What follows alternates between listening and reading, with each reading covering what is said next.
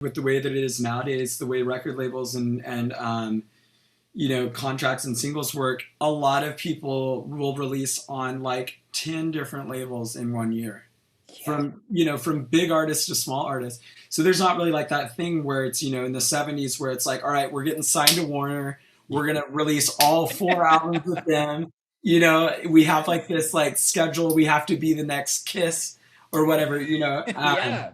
But like it's absolutely not like that anymore. And that's kind of like something that's cool about the dance genre, or, you know, EDM in general, is that, you know, it's basically, it definitely has this very, very free flowing, you know, world to it. That's like, you know, it is like a little bit like the Wild Wild West, but like, you know, I feel like the community really respects everyone involved, you know? Yeah, so true, so true. And I mean, on that note, Pop Gang, like it has been such a shining example of what the dance music community is all about, which is just openness and acceptance and just good music, right? Like, I mean, Yeah, it's so cool. music and having a good time. Straight up, man. I mean, and you guys Super, created super this. simple. Yeah, it's super Yeah, simple, right? I yeah, know it's so true. Like you don't have to. This picture is pretty clear. Music and good music, and putting those two together, which yeah. ultimately results in a good time. And Pop King's been around since 2013. Yeah. What was the original reason you guys wanted to start a record label? So PopGang has actually been around since 2008, before it was Oh, a record label. Yeah. So when I was living in Sonora, California, that was PopGang was the alias that I was using for like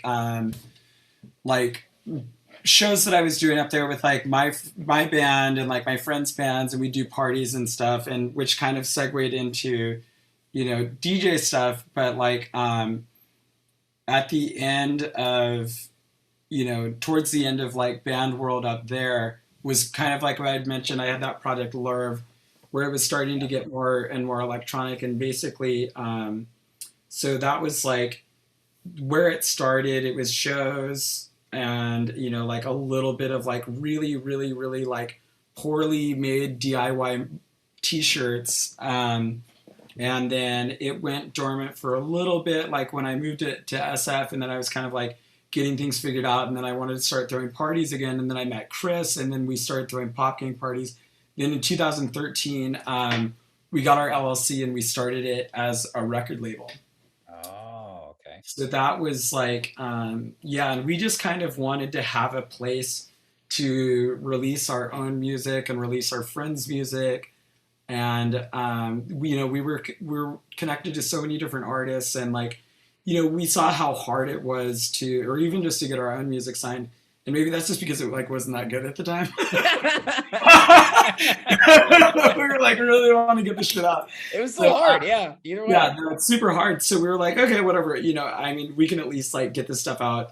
You know, do, you know, learn about it as we go. And you know, I mean, Pop Gang as a record label and as a brand and as a homie clique has been, you know, it's a like forever growing, and it's a forever learning experience for us. You know, no matter how much we think we've got everything on lock, you know, there's still so much more to be learning. So Yeah, man. It's awesome. um, if it's only like, I feel like it's only just now starting to, or I guess it's kind of like, since, you know, since it's just now it's starting to really really feel like, it's finally becoming what we've always wanted to be, like just now, like almost, you know, it's almost 10 years later, it's almost 9 years, and 9 years after is it finally becoming like what we thought it would be like and what we wanted Oh, it to be like. So finally, listen, after stick with it for long enough. So that's inspiring on so many levels, man. Like, dude, yeah, no, we're super pumped. Like we couldn't be happier right now with how everything's going with, you know, Cyber Rodeo, the releases, every Cyber Rodeo that we throw also, you know, usually acts as a release party for a track that just came out. mhm. Um, we even just did a release party for a track that wasn't even coming out on Pop Game. Hell we just yeah. we just did a release party for Life on Planets. Walker and Royce have a new label called Rules Don't Apply, Oh yeah, yeah, So, saw that. so they hit us up and they were like, "Hey, this dude Phil, his track's coming out. It's called Nomad Life, and it's all cowboy themed. So like, would you guys want to like do the release party?" And we were like, "Yeah, fuck it, let's do it." So, so it There wasn't we even go. yeah, it wasn't even one of our tracks, but like the party ended up being like absolutely insane. It was, I performed the track live with Life on Planets. I was playing bass and he was singing and playing guitar, and Oh, I saw that recap today, right? Did that just come out? yes, yeah, Yes, yeah. dude, So that was the last party. Yeah, that looked lit. yeah, that was super fun.